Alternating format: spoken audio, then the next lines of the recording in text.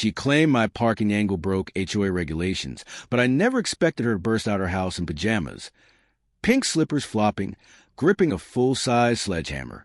One swing, just one, and the windshield of my brand-new car shattered like falling crystal. What she didn't realize was that her early morning meltdown had just set off the fastest, coldest chain reaction she'd ever experienced. The sun had barely risen over our quiet suburban street when I heard a sound that didn't belong in a peaceful morning. Crack. A sharp, violent smash that echoed like a gunshot. I stepped outside just in time to witness the most absurd scene our neighborhood had ever seen. There she stood, hair a mess, white face cream still streaked across her cheeks, pink fluffy robe dragging behind her, slippers slapping the pavement. Both hands gripped a heavy sledgehammer like she was some medieval knight, defending her kingdom. And directly in front of her, parked neatly at the curb, sat my brand-new luxury car. I bought it 2 nights ago. The temporary tags were still on.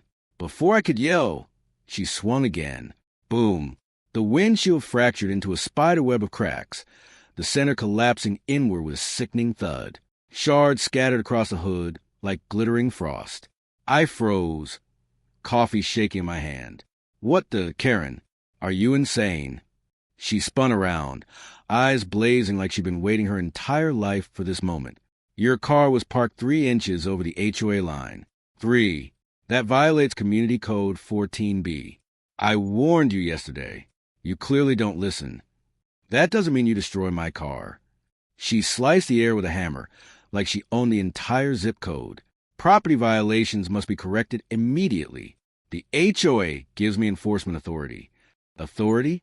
She was wearing bunny slippers. Then she lifted the hammer again. Karen, don't you dare. Boom. The passenger side mirror snapped clean off and skidded across the pavement. Neighbors peeked through blinds like it was live television.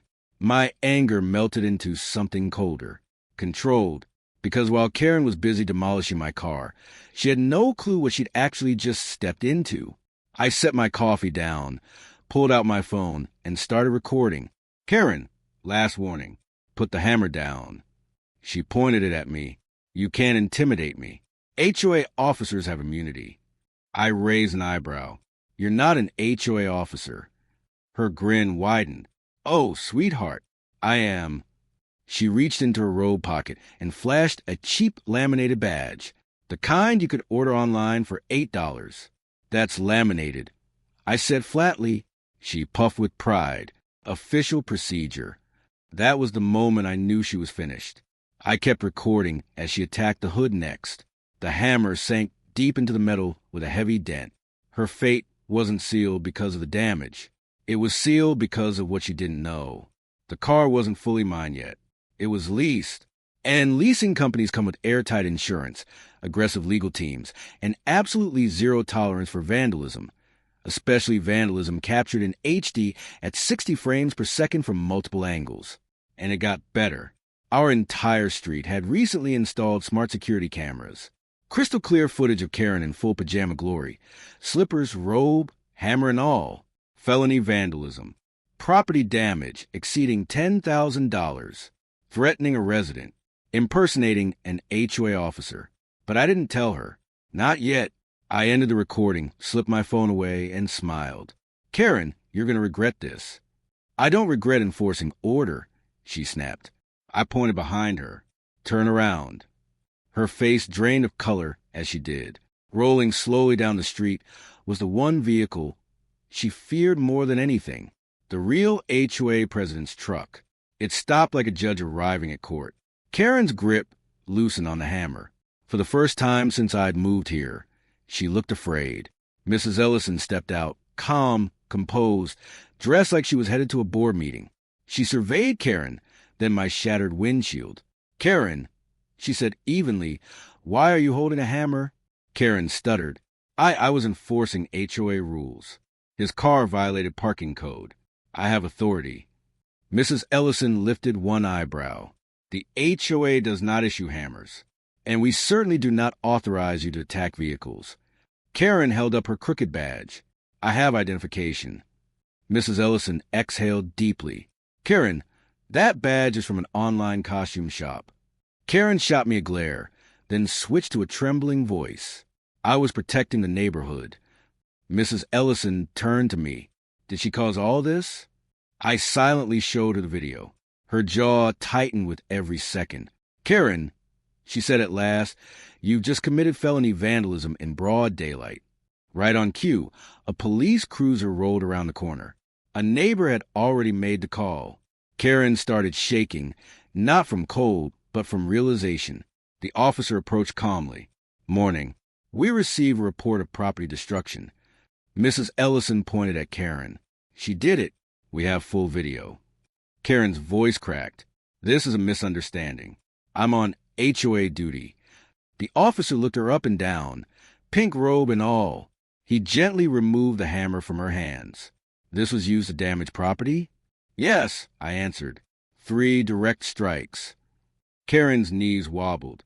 I didn't mean to. I was just enforcing rules. The officer looked to Mrs. Ellison. Does the HOA authorize residents to destroy property? Absolutely not, she replied.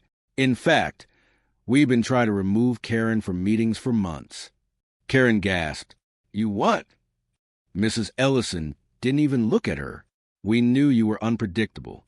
This is beyond unacceptable. Karen grabbed the officer's sleeve. You can't arrest me. I have rights. So does he? The officer said calmly, including pressing charges. I crossed my arms. I'm pressing all of them. Karen's world collapsed faster than my windshield. You are being detained for property destruction and impersonation, the officer said. Neighbors gathered. Phones raised. Karen shrieked, Stop filming me. Too late. The drama was already public. As she was guided to the cruiser, she twisted back toward me. You will regret this. I was helping. I shrugged. You helped me get a brand new replacement car. Insurance covers everything. Then I leaned closer. And you'll be paying the deductible. She howled as the door shut. Mrs. Ellison faced me, embarrassed but sincere. We will issue an immediate community notice. Karen is permanently banned from HOA activity, and we owe you an apology. But the best part came 2 days later. A court-ordered letter arrived. Karen was responsible for full repair costs, mandatory anger management, 30 days prohibited from stepping onto any neighbor's property.